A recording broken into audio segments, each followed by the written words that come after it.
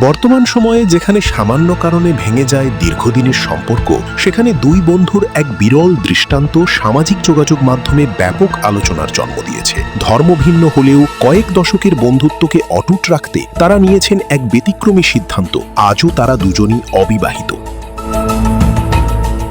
জানা গেছে, ছোটবেলা থেকেই একসাথে বড় হয়েছেন এই দুই বন্ধু। একজন মুসলিম, অন্যজন হিন্দু। সময়ের সাথে জীবনের অনেক কিছু বদলালেও তাদের বন্ধুত্বে কোনো ভাটা পড়েনি। বর্তমানে তাদের বয়স 56 বছর, তবুও তারা এখনো একে অপরের সঙ্গেই জীবন কাটাচ্ছেন। সবচেয়ে চমকপ্রদ বিষয় হলো, তারা ইচ্ছাকৃতভাবে বিয়ে করেননি। তাদের বিশ্বাস, সংসার জীবনের ব্যস্ততা হয়তো এই গভীর বন্ধুত্বে দূরত্ব তৈরি করতে পারে। সেই আশঙ্কা থেকেই তারা জীবনের একটি বড় সিদ্ধান্ত নেন, বন্ধুত্বকে অটুট রাখতে অবিবাহিত থাকবেন।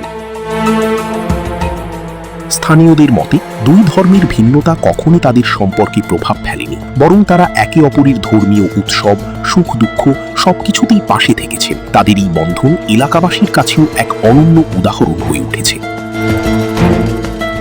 বিশ্লেষকরা বলছেন, এমন গল্প সমাজে ইতিবাচক বার্তা ছড়িয়ে দেয়। যেখানে বিভেদের কথা বলা হয়, সেখানে এই দুই বন্ধু প্রমাণ করেছেন মানবিক সম্পর্কের শক্তি সবকিছুর ঊর্ধ্বে। আজকের যুগে এই বন্ধুত্ব শুধু একটি গল্প নয়, বরং একটি অনুপ্রেরণা, যেখানে ভালোবাসা, আস্থা আর ত্যাগই সম্পর্কের আসল ভিত্তি। নীলদ্বীপ, 24 আওয়ার্স বাংলা।